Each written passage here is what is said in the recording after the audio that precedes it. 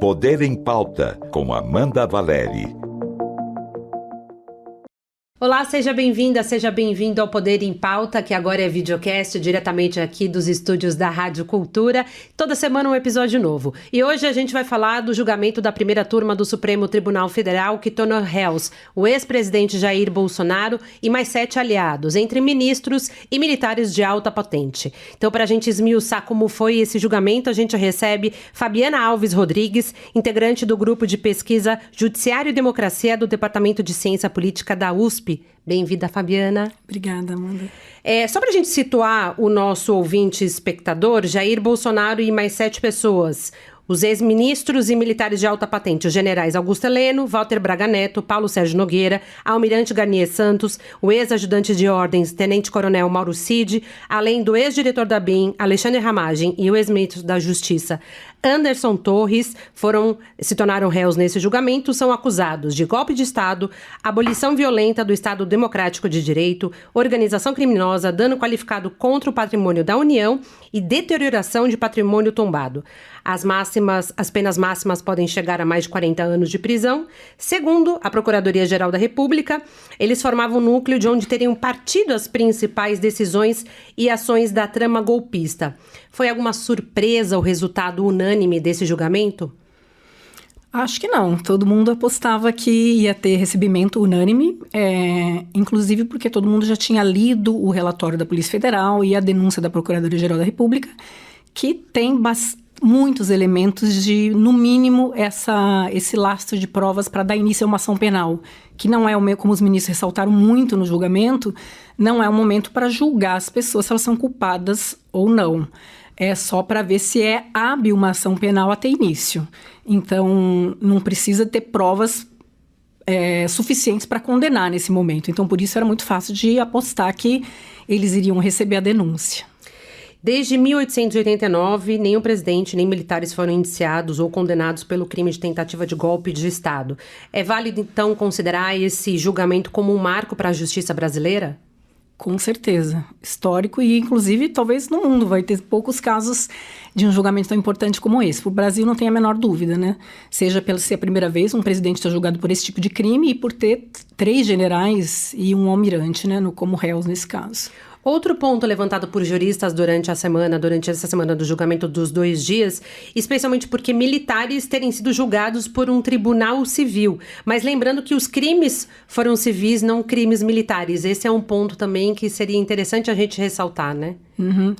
Isso assim, até meio unânime. Eu acho que até entre o meio militar, o TSM já teve pronunciamento sobre isso, que não era nem necessário de ter feito, mas eu me lembro de algum ministro da corte do TSM ter falado sobre isso. Crimes que não são crimes militares não são de competência da justiça militar, né? Os militares respondem como civis, inclusive porque eles agiram, enfim, não estavam em guerra, não eram atos de guerra o que estava acontecendo, né? Os votos dos ministros Flávio Dino e Carmen Lúcia, eles disseram algo semelhante, né, de que o golpe de Estado mata e a ditadura vive de morte. Os votos são importantes para trazer ainda mais lucidez do que está sendo, de fato, tratado nesse julgamento? Sim, eu acho que todos os 3 principais votos, nesse sentido que você está dizendo, que acho que é do ministro Alexandre de Moraes, do Flávio Dino e da Carmen Lúcia, tiveram muito essa preocupação de convencer o público da importância do que ocorreu, da gravidade do que ocorreu e de usar um formato e um conteúdo de votos e de alegações e discursos ali para o público em geral, para convencer de tudo isso, que a gente pode esmiuçar se você quiser.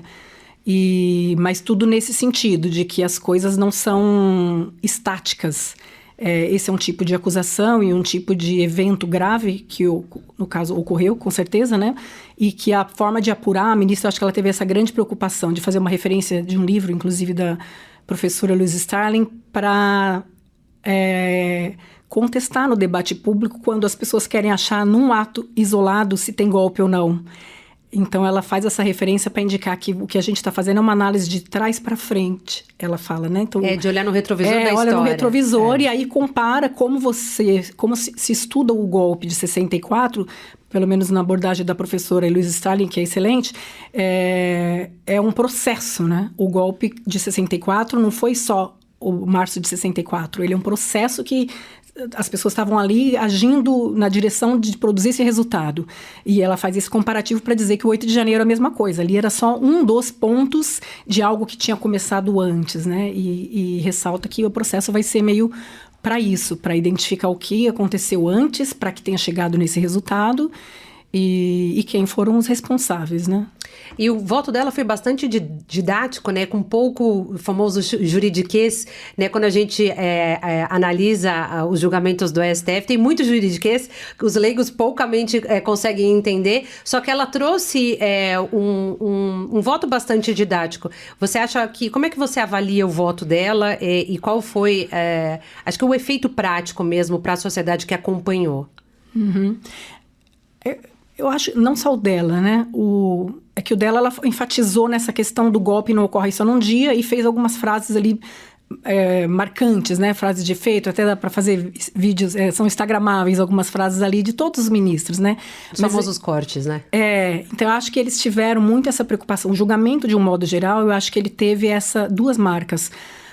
Essa foi um julgamento para o público em geral, para convencer o público e mostrar ao público algumas coisas, para o público leigo. Então, por isso não teve juridiquês de quase nenhum, tirando o ministro Fux, que no voto dele fez um uso mais rebuscado de termos jurídicos.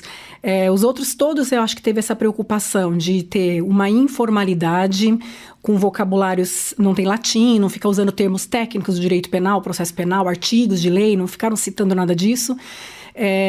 Teve também uma preocupação de refutar pontos das alegações das defesas, das alegações orais. E aí, por que isso eu acho que se direciona ao público em geral? Porque a alegação oral dos advogados também é algo que estava ali para entrar no debate público, para virar vídeo. As pessoas não vão ler todos aqueles calhamaços de respostas que foram apresentadas e vão se enfatizar, vão ficar sabendo só do que foi dito ali para os advogados, que são os pontos que os advogados querem enfatizar, né? Às vezes com uma intenção meio de deturpar ou de fazer uma coisa para o público se estarrecer. E aí os ministros, eu acho que tiveram essa preocupação de usar a mesma moeda. Refutando os pontos das alegações, foram 3 fizeram isso, né? Na próprio momento de proferir as alegações orais, a ministra Carmen e o ministro Dino, eles intercedem nas alegações dos advogados para mostrar inconsistências. A ministra, de forma mais direta, quando o advogado diz que a BIM teria atividade de fiscalizar urnas eletrônicas, e ela diz que não. Isso é papel do TSE. E o ministro Dino foi mais sutil, mas o que ele quis, ele intercedeu no momento em que a defesa fala que a minuta do golpe já estava na internet em dezembro de 2022, uma coisa assim. E ele intercede, ele não fala explicitamente que aquilo não é verdade, mas me relembra isso, do que o senhor está dizendo. Isso porque depois, se você consultar na internet, você vai ver que só ficamos sabendo dessa minuta em janeiro, quando ela foi apreendida na casa do acusado que o advogado estava defendendo, né? E então teve essa refutação do que as defesas orais fizeram, então, que tem a ver com isso, de falar com o grande público. E aí, o terceiro ponto, que eu acho que não só dela, mas dos outros ministros, eles estão falando para o grande público, a forma e o conteúdo dos votos tem muito a ver com isso de convencer a opinião pública numa direção de conferir legitimidade para o Supremo, porque ele está decidindo nesse momento, para esse caso e para os que já foram decididos, e para mostrar a gravidade dos fatos, né? Então, por exemplo, essa coisa do vocabulário, como eu disse, eles foram com um vocabulário muito mais informal, não usaram o juridiquês para falar de nada disso, contrapuseram essas respostas das defesas e ao contrapor as respostas das defesas, aí eu lembrar de um ponto, deixa eu ver se eu anotei aqui só para não me esquecer. Começar sobre o convencimento do público, 3 coisas que eu queria ressaltar. Quase todos, acho que todos os ministros, talvez o Fux, não, também, eles tiveram uma preocupação de ressaltar o significado dessa fase do processo. E para quem é do ambiente jurídico, para as defesas em especial, isso é arroz com feijão. É uma coisa muito óbvia de que ninguém está sendo julgado ali e qual é o significado recebendo a denúncia. Mas todos tiveram essa preocupação de ficar ressaltando isso, que ali nós não estamos julgando culpa, aqui é só um lastro mínimo para ver se tem indícios. E tudo isso acho que tinha um sentido de dizer, tudo está em aberto. As defesas vão apresentar as provas delas, contra-provas do Ministério Público. Não é um jogo de cartas marcadas. Isso é você estar se dirigindo para o público em geral, porque é óbvio que os advogados, tecnicamente, todo mundo sabe disso, né? O ambiente também, eu acho que o que foi construído ali na sessão, mesmo o ministro Fux, apesar dele ter usado o vocabulário mais formal ali, mas ele ressalta que o voto do ministro Alexandre, que foi coloquial e não deixou pedra sobre pedra. Então, todo mundo ali está nessa sintonia de ter um vocabulário coloquial para que o público entenda o que eles estão falando. Então, teve uma segurança nas coisas que eles todos apontaram e defenderam ali como fundamentos e argumentos, mas, por outro lado, uma certa leveza. Teve até, às vezes, algumas brincadeiras, fizeram algumas piadas, algumas coisas assim. E eu acho que isso tudo também tem a ver com estar falando com o grande público para passar uma imagem de legitimidade e imparcialidade da corte, no sentido de, olha, aqui os ministros não são monstros devoradores que estão querendo pegar os inimigos ou pegar réus a todo custo, né? E a terceira coisa é a forma também de, principalmente no voto do ministro Alexandre, de concatenar de forma objetiva, bem didática e prática, convincente, fatos com provas, né? Fatos e as evidências que já tinham. E com o uso dos recursos visuais, como enfim, todo mundo ressaltou, né, do vídeo, mas em outros momentos, vários outros fatos ele fez isso, né? Ele fala, aconteceu isso, o indício contra essa pessoa é isso, e aí põe na tela, olha, elas entraram no prédio do Palácio, põe trechos de conversa, né? Então, essa forma muito didática de ficar mostrando visualmente fatos e provas, dos pontos principais, obviamente, também acho que se dirigiu muito para o público em geral, para convencer o público da legitimidade do que eles estavam decidindo e meio que dizendo, olha, se vocês estivessem decidindo, vocês também iam fazer a mesma coisa. Veja como que está certo o que a gente está fazendo, né? E aí o voto da ministra Carmen, eu acho que só reforça tudo isso, né? Ela traz algo também muito convincente, que é isso de fazer a comparação com o golpe de 64 e com uma análise histórica de que foi feito, que tudo isso que o ministro Alexandre expôs são fatos que não são isolados, né? É uma cadeia de acontecimentos e que só culmina num ato que chamou mais atenção.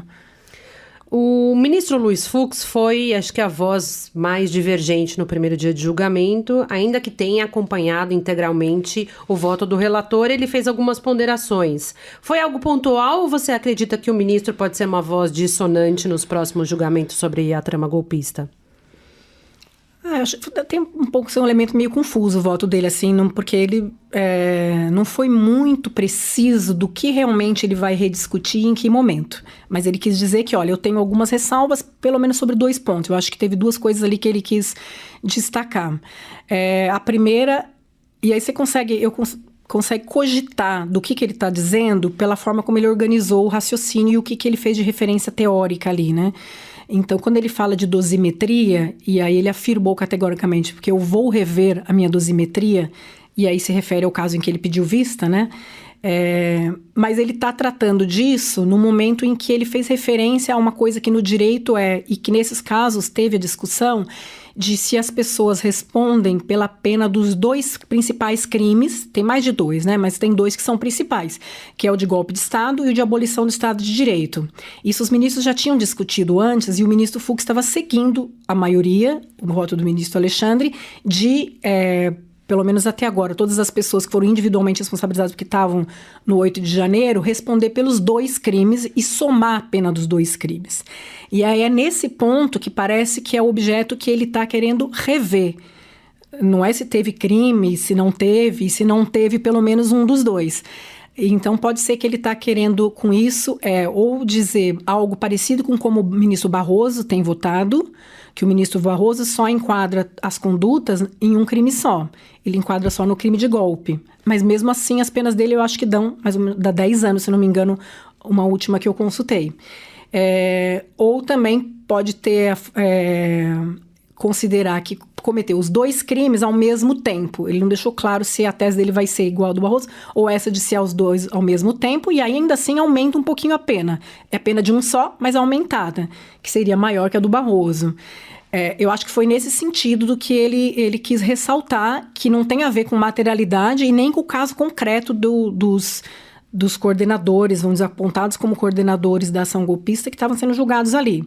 É uma coisa mais técnico-jurídica e que talvez tenha a ver com uma crítica que vem sendo feita de que as penas dos invasores ali talvez estaria meio exagerada, né? Ele falou especificamente do caso da cabeleireira, que foi condenada a 14 anos de prisão, ela que pichou com um batom, perdeu uma na estátua do STF, só pra gente contextualizar. Uhum. E aí ele ponderou, ele disse que a pena é considerada pra ele muito alta, e talvez essa dosimetria ainda poderia ser avaliada daqui pra frente, né? Ele falou que ele pediu vista no caso dela, mas eu acho que ele não está falando exclusivamente só da pena dela.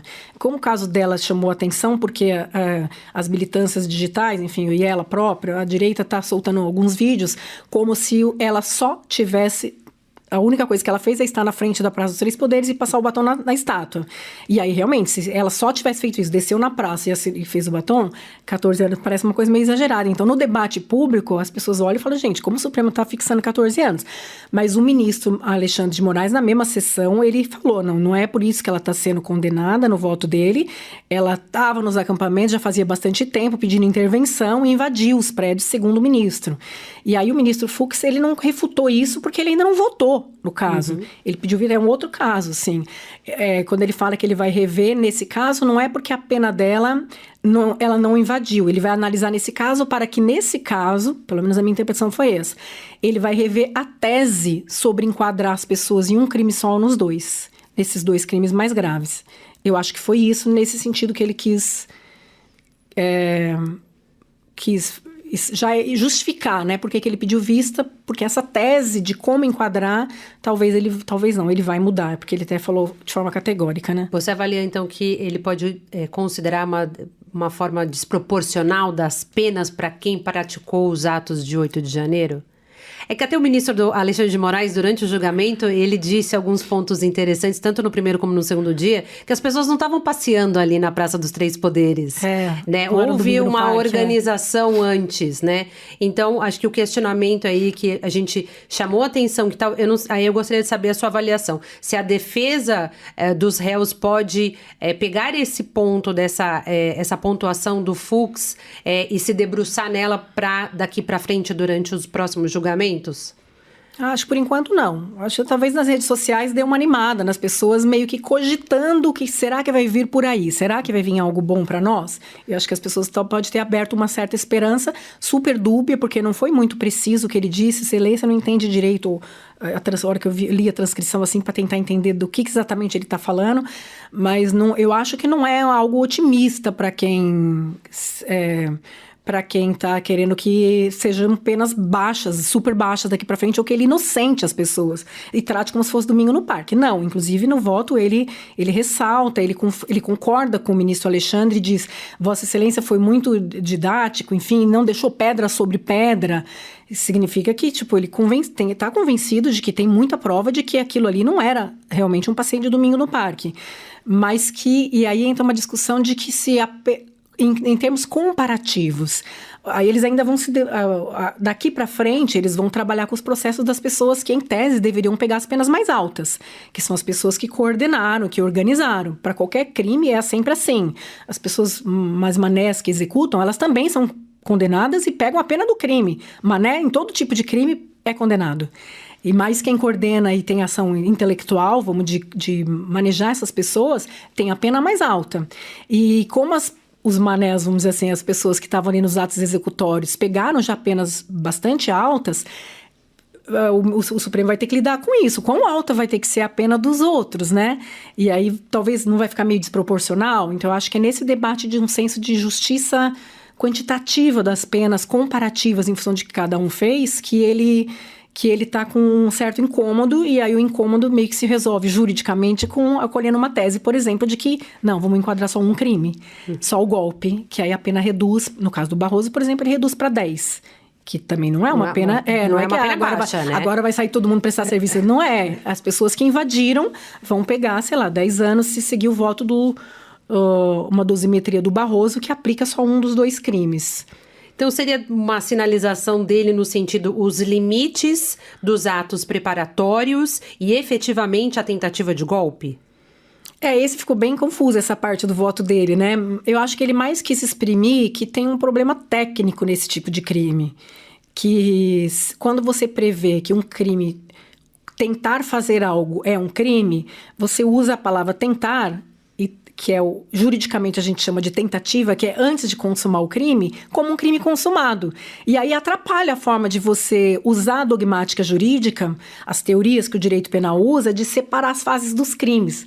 Um crime normal que tem resultado...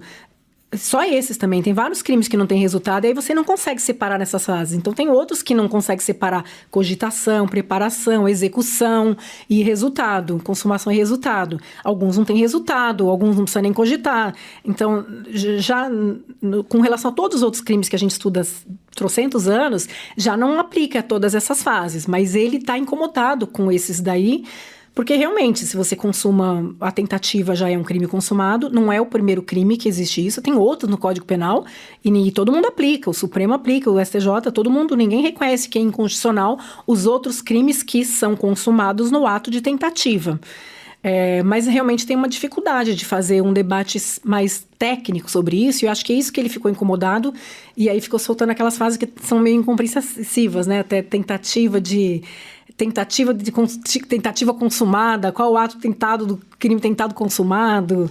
Porque se o crime fosse consumado, ou seja, se o golpe tivesse acontecido, nem esse julgamento teria existido. E aí é o sentido, na verdade, de você prever como crime a tentativa de golpe. E aí, porque tem que prever dessa forma, porque senão é a mesma coisa que não tem uma punição criminal para quem tenta cometer um golpe de Estado, vai ter que lidar com isso, de um crime que tem que ser tentado mesmo, né? E aí a dogmática jurídica que vai ter que fazer ou as concessões ou fazer uma interpretação para que tenha senso lógico ali na forma de você enquadrar, né? Outro ponto que foi colocado pelas defesas, né, é o questionamento do amplo acesso às provas, diálogos e provas que não teriam sido objeto de denúncia. Isso é grave, como foi sinalizado pelas defesas dos réus, o Supremo errou ou houve um exagero por parte das defesas? Quem vai dizer quem sou eu para dizer que o Supremo errou, né? Enfim, eu não conheço também os detalhes disso, do que exatamente as defesas estão falando. No voto do ministro Alexandre, ele juntou, inclusive fez esse recurso de convencimento público de transmitir no telão os IDs, enfim, as páginas ali do processo eletrônico, onde as defesas tiveram vários acessos ao processo, que em tese tem que estar todos os documentos lá, inclusive as mídias, né? Mas aí realmente eu não sei como é que estão armazenadas essas mídias, que mídias são essas, se elas estão numa nuvem, aí basta você entrar no processo que você clica e consegue achar todo esse material. E aí mídia o que é? Quando a Polícia Federal faz apreensão de telefones ou pediu quebra de sigilo para pegar o que está na nuvem da pessoa, isso aí vira um monte de dados, né? Você seleciona tudo e vai ficar tudo dados digitais.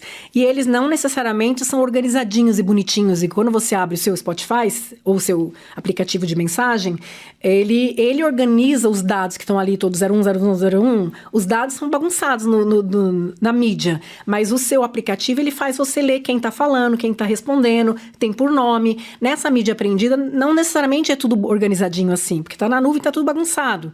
E aí vira um material enorme que realmente precisa de software, às vezes, para você conseguir processar essas informações e pôr na ordem cronológica as conversas, fazer tudo isso.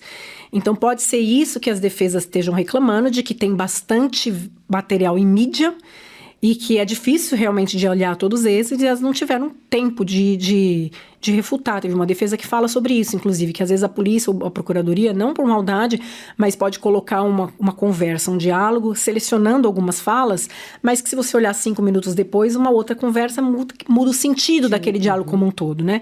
Então, isso é uma contestação muito válida da defesa, que realmente eles precisam ter acesso a tudo e com tempo para contestar e mostrar, olha, essa conversa aqui não tá boa. Então, eles estão certos em reclamar disso, mas talvez seja não a hora ainda para eles já ter tido condições de olhar tudo isso.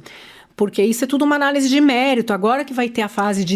Isso que eu queria a gente abordar. O que acontece daqui para frente? Só para concluir isso, assim, então agora elas vão poder fazer tudo isso, acessar todo esse material que é enorme, e agora vão ter bastante tempo para olhar e aí falar, então, aquela frase que eles puseram lá na denúncia, não é bem isso, tem mais para frente eu falei isso, ou fulano falou aquilo.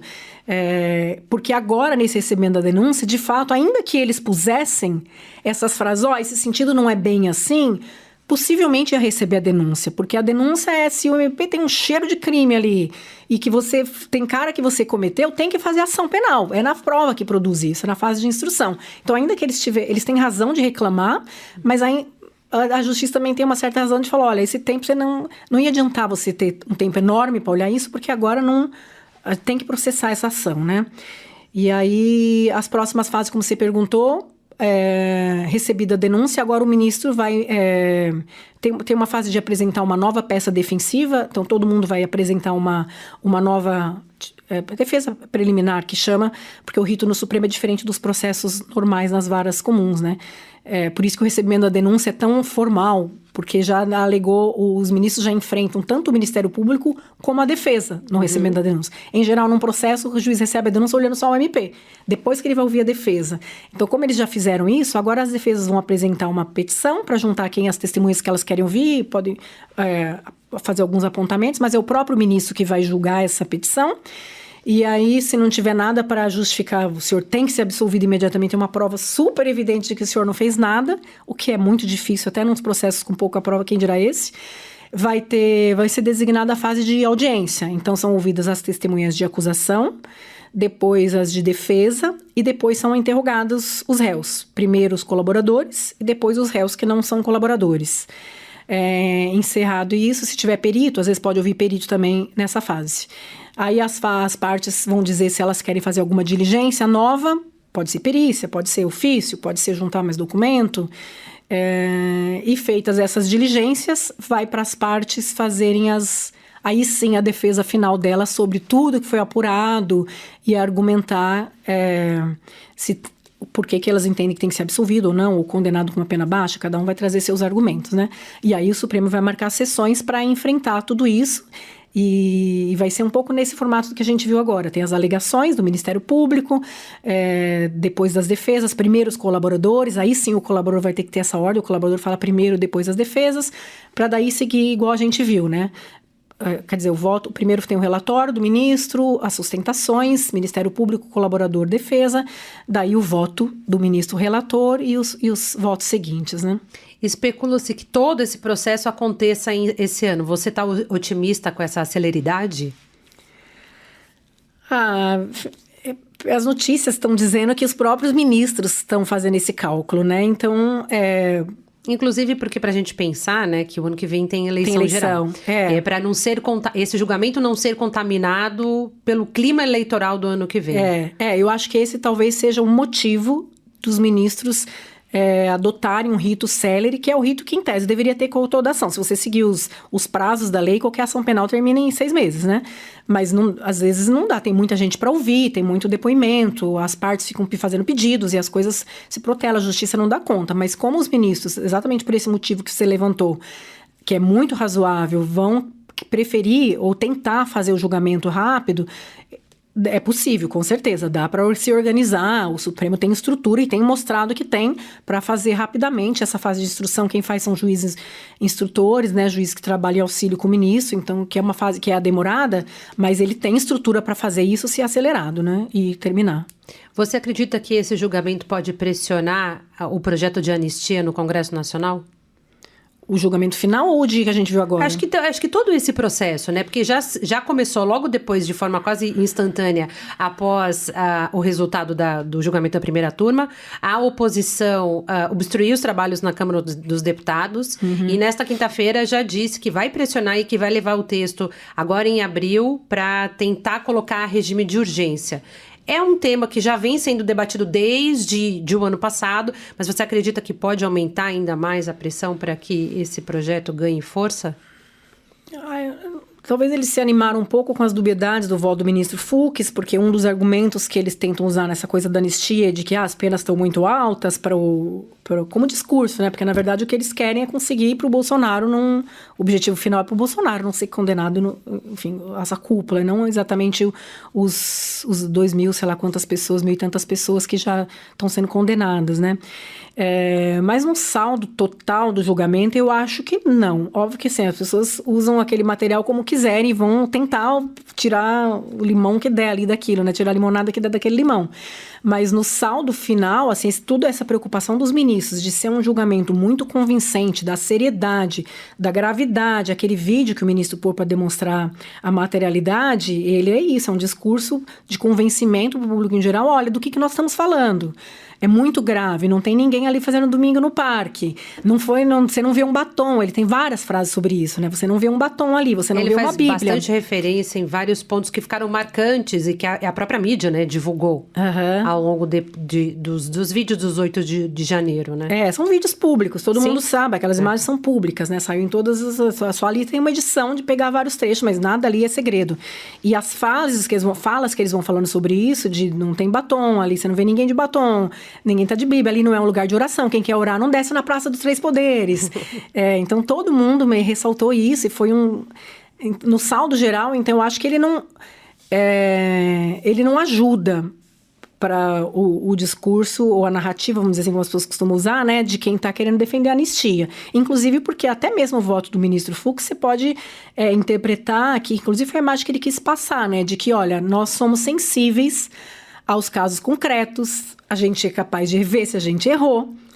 Então, o Zanin também foi mais ou menos nessa linha. O Zanin, que é o presidente da primeira turma, foi o último a proferir o voto. E ele falou, eu acho que um pouco nessa linha também, né? De que aqui é a primeira fase, acho que bem o que você disse, né? Olha, não somos pessoas malvadas e aqui uma etapa comum da justiça, né? E eu acho que para até apaziguar quem estava assistindo.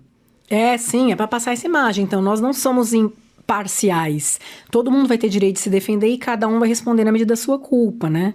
E tem gente culpada. Eu acho que eles quiseram muito ressaltar isso. Olha o que foi feito, né? Olha esse vídeo, olha essas imagens. As pessoas estão quebrando, bateram no capacete da policial. Então, teve no sentido de enfraquecer o discurso de quem está querendo pedir a anistia, né? E aí a anistia tem outro ponto, que primeiro que não é simples, não basta eles pegarem o material de redes sociais e falar, nós vamos obstruir, nós vamos isso e aquilo. Tem que convencer as lideranças do Congresso de pautar. E as lideranças têm seus próprios interesses. Os políticos que são profissionais, eles não vivem nesse jogo de fratricida, de ficar todo mundo se matando entre as instituições. Muito pelo contrário.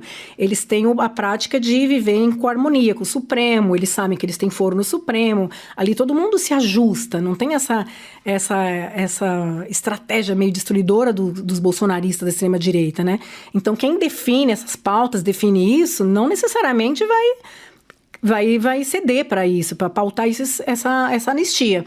E ainda que paute, tem um monte de formas de você não andar esses procedimentos eleitorais, né? Processo eleitoral. E tem o fato que eu acho que é mais importante. O caso saísse uma anistia, ela é julgada num processo judicial. Então, assim, o legislativo e o judiciário, quando eles disputam poder ali, é muito fácil de você disputar o poder quando você vai dar uma decisão e você vai executar a sua decisão. Quando não é você que vai executar a sua decisão, quem é ocupante de cargo de poder sempre fica com o pé atrás, falando, eu não vou dar essa ordem, porque se não cumprirem, onde vai ficar minha legitimidade? Então, cortes constitucionais do Supremo tem muito disso. Às vezes você vê que os ministros até gostariam de dar uma ordem num sentido X, mais duro, mas eles sabem que ninguém vai cumprir, ou tem risco de não cumprir, é melhor não dar. Nesse caso é o contrário. Se você autoriza uma anistia, o Supremo é que vai julgar se os casos estão anistiados ou não. E as pessoas vão estar, vamos dizer, na cadeia. Você vai reconhecer que tem anistia? Não vai ter, se o Supremo não reconhecer, como não reconheceu, por exemplo, a graça que o Bolsonaro tentou conceder pro ex-deputado Daniel Silveira, o Supremo não reconheceu. Sim. E aí ele continuou preso, porque para soltar alguém, primeiro o Judiciário vai ter que reconhecer que aquela pessoa se enquadra na anistia, no processo judicial, e aí nenhum parlamentar pode ir lá puxar o processo e falar, deixa aí que eu assino. Não dá. E também o Congresso não vai enfrentar o Supremo, eu acho, é muito pouco provável de você imaginar isso, de falar, não, vocês não reconheceram, mas eu vou lá na prisão e mandar abrir a porta da prisão para soltar as pessoas. Enfim, é difícil você imaginar uma coisa dessa. Então, além que saia uma anistia, eles já têm essa expectativa de que possivelmente o Supremo não vai aceitar. E aí, ninguém quer dar uma ordem se você sabe que não vai cumprir, né? Como é que você vai ficar? Você avalia que também o julgamento serviu como uma mensagem para as Forças Armadas que não podem agir fora dos parâmetros constitucionais? Eu acho que não foi o objetivo direto deles disso, né? Mas é o que esse processo está passando como um todo, né? Enfim, das pessoas desde antes, né? De ter busca, todas as fases anteriores e dos ministros estarem ratificando tudo que o ministro Alexandre de Moraes fez, de ter prendido o general Braga Neto, e tudo está sendo ratificado. Agora é só mais uma fase disso, não importa o escalão que você tenha no Exército ou na Marinha Aeronáutica, vocês têm que cumprir a lei, né? E acho que talvez desde 9 de janeiro, meio que já as forças democráticas, né, os ocupantes de cargos com preocupações democráticas foram agindo nesse movimento, né, de colocar ordem na casa e falar, precisamos ajeitar e não deixar mais isso acontecer. Mas com certeza o julgamento é muito simbólico nesse ponto, né, Você acredita que um ponto sensível da denúncia pode ser que no dia dos atos de 8 de janeiro, o Bolsonaro não estava aqui no Brasil, ele estava nos Estados Unidos, e a defesa aponta como é que ele poderia ser um mentor ou incentivador, sendo que não estava aqui no Brasil? Isso eu acho que só serve para militância, né? Porque no meio jurídico isso é tão óbvio, inclusive os ministros quase fizeram graça contestando isso, né?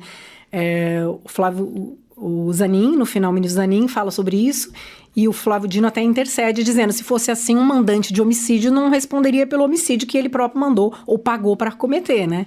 Então, isso é uma coisa muito elementar de quem aplica direito penal, que nem todo mundo precisa estar ao mesmo tempo fazendo a mesma coisa para responder ao mesmo crime. Todo mundo que ajuda com vontade, ou seja, sabendo que é aquilo que é o objetivo final para cometer aquele crime, não importa o que você fez, você responde. E eles dão um exemplo também bom, que é um exemplo de um ladrão, rouba banco. A pessoa que está em frente à agência bancária e foi lá, está no carro, junto com os comparsas, para ficar ali de vigia e depois as pessoas virem entrar, ele não roubou materialmente o banco, porque não praticou o ato executório ali de roubar. Mas ele ajudou, contribuiu ali junto em grupo, né? Responde igual, todo mundo responde igual. Então, se a pessoa coordenou um golpe de Estado, não sei se é isso que os ministros vão reconhecer ou não, mas caso seja isso que a prova aponte, que o ex-presidente Bolsonaro coordenou não só o 8 de janeiro, mas coordenou essa sequência, como diz a ministra Carmen Lúcia, né? É uma sequência de atos dirigidas para criar um ambiente que você consiga não aceitar o resultado da eleição e tirar o presidente eleito do cargo, né? Que é o conceito do golpe. Responde, não importa onde ele está. Se é no Brasil não ou importa, nos Estados Unidos. Não, podia estar na China, não importa. Então, a gente pode considerar, então, esse julgamento como até um ato pedagógico para a sociedade e regenerador para a democracia? Para quem, enfim, óbvio, eu tenho algumas críticas, direito penal eu acho um troço muito agressivo, é uma auto de violência do Estado contra o direito de liberdade das pessoas. Mas ele tem que ser usado porque tem situações muito extremas e graves que as pessoas praticam, lesões aos bens de terceiros, e nesse caso um bem super valioso, que é o próprio funcionamento da democracia, né? Do país da nossa regra de convívio. Então, poucas coisas são mais graves do que isso, né? E aí, realmente, o direito penal é a ferramenta, vamos dizer, que teoricamente, por ser a mais rigorosa, é a que deve gerar um efeito mais dissuasório para todo mundo que está de fora olhar e falar, gente, quem comete golpe, tenta cometer golpe, olha o que acontece. Essa é a ideia, quando a gente, na teoria, fala que o processo penal tem que inibir a conduta dos outros. E aí, de fato, os ministros estão agindo para que esse efeito seja produzido mesmo. Quando você tem provas muito bem feitas, não só os ministros, né? A Polícia Federal, a PGR, é um processo com provas muito bem feitas. Dificilmente você vai encontrar outros processos criminais com uma qualidade de prova e de investigação tão boa como esse, né? E então, óbvio, somando tudo isso e com a celeridade, a segurança, esse tom que eles querem passar sempre de imparcialidade e de todo mundo vai ser julgado e ter seu direito de se defender, mas vão ser condenados os culpados assim como estão sendo. a imagem que passa, óbvio, para a sociedade é isso. Olha, se você tentar fazer isso numa próxima vez, é isso que vai acontecer com você. Então, tem esse efeito, sim. Então, na sua avaliação, dificilmente esses 8 pessoas, né, esses 8 réus desse julgamento não vão escapar. Vão ser condenados pelas provas, pela robustez da denúncia. Eu não sei se os 8, porque eu não conheço exatamente com detalhes cada um. Eu não descarto a hipótese de, às vezes, um ou outro conseguir ficar meio dúbio, assim, de você olhar, porque a justiça penal tem um pouco isso, assim. Você olha, o mesmo juiz está julgando, olha e fala, eu tenho certeza que essa pessoa fez, que ele ajudou. Mas, tecnicamente, a prova, para ele, não está tão boa. Ele trouxe um argumento que dá uma balançada. Talvez ele tenha mudado, talvez ele tenha desistido no meio do caminho. O ministro Flávio Dino fala isso. É possível que as pessoas tenham desistido no final, né? De um ato que está ali em muitas fases, em consecução, e chega uma hora e fala, não quero mais. Lá na 8 de janeiro deve ter tido isso, gente, que a hora que viu que as pessoas começaram a arrebentar, passar as barreiras de proibido num dia em que tá tudo fechado, ou seja, não é para ninguém entrar ali. Teve gente que deve ter olhado e talvez falou, gente, isso aqui vai dar confusão, eu não quero ir, isso tá errado, de ponto. E foi embora, a pessoa desistiu. Então pode acontecer, inclusive dessas pessoas de cúpula, que eles tragam provas de que eles em algum momento desistiram, deram o pé para trás, e aí pode acontecer de nem todo mundo ser condenado. Mas é bem provável que todos sejam, porque pelo que se mostrou até agora, que ainda não foi refutado pelas defesas, tem bastante prova, né? Então tá bom. A gente vai acompanhar esse caso, obviamente, ao longo desse ano. Fabiana, muito obrigada aqui pela presença no Poder em Pauta. E você, se você gostou desse episódio, compartilha com amigos, amigas, colegas de trabalho. E, claro, não deixa de comentar aqui embaixo. E na semana que vem a gente volta com uma outra pauta. Até lá!